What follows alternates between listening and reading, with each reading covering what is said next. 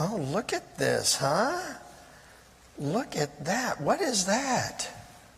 How many of y'all know what that is? What is it? A sand dollar. That is fantastic.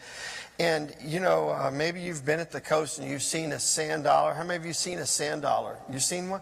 Have you ever seen a whole sand dollar? I've seen them in gift stores. That's where you see them. Souvenir shops, you know, where you pay over crazy prices for things to remember you, you know, and it's great, right?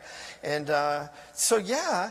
When you find them usually at the seashore, they're usually broken up because of all the waves and waves are rough. They're powerful, right? But this is that is a whole one, and it feels a little wet. And Mac brought this. Mac, is this fresh out of the ocean by any chance?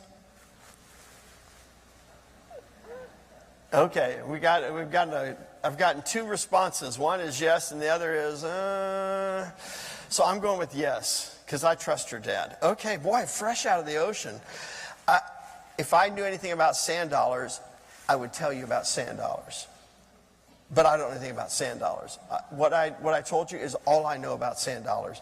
But at my house, when you come into my house, and when you've been there, you all know, if you walk in the front door, and you can either go downstairs or upstairs when you come into my house. If you go downstairs is the basement, the family room down there, in the garage. When you come upstairs, there's a shelf.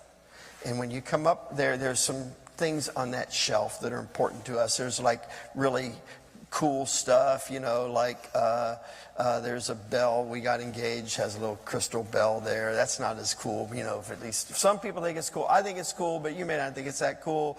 There are some other cool things that are there. Some of them are important to us. Some of them are just trinkets that are decorations. But one of the things that's there is a sand dollar, and it's about so big, I would guess. And it's a very special sand dollar to us. It's painted. It's not like this, because this is like the real deal, like it just comes out of the ocean. But it's been painted. It was bought in a souvenir shop, right? But it's important to us because years and years and years ago, I was seeking what was God's will. What was I going to do in my life? What's the next step? How many of you ever wondered, what's the next step? What am I going to do? What does God want me to do in my life? And I'd finished my undergraduate school, and I was trying to figure out, Lord, what do you want me to do? And so I went and visited a church in Florida, Pensacola, Florida, and was there and praying about if I should serve at that church. And Pastor Miss Malloy took me around. Now my wife, she was still in school. She was in nursing school, so she couldn't come with me. And I was there all by myself, and they took me around and showed me Pensacola. And Mrs. Malloy bought that sand dollar. And she gave it to us, and she said something like, there's an expression they would use, once you get sand in your shoes, you'll never want to leave, or something like that. And I'm telling you what I found was, she just gave it, she said, give it to Vicki. And that's what I did, and so she's had it ever since. But you know, it just, every time I see it, and I stop and think about it, I realize that that's the way God, not through that sand dollar, but God directed our lives. I would have never guessed I would ever live in Florida. And honestly, I didn't think I would probably leave Florida. We loved living there. We loved serving our church. We were there for a dozen years as the assistant pastor. But at that point in our life, God made it so clear this was the next step for you.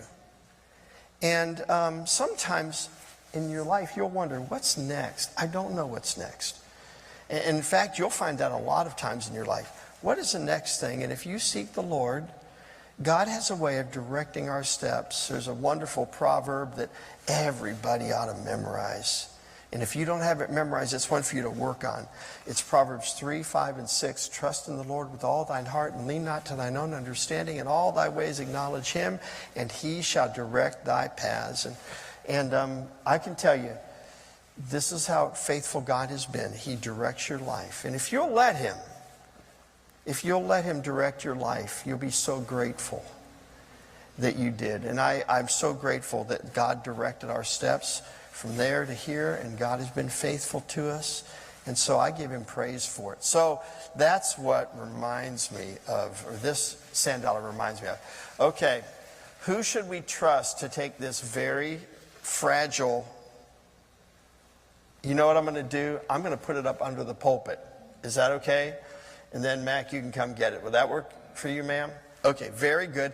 I don't know who has the box, but hopefully someone will have the box next week, right? Oh, yeah. All right, very good. Y'all can go back to your seats at this time. Thank you, sir.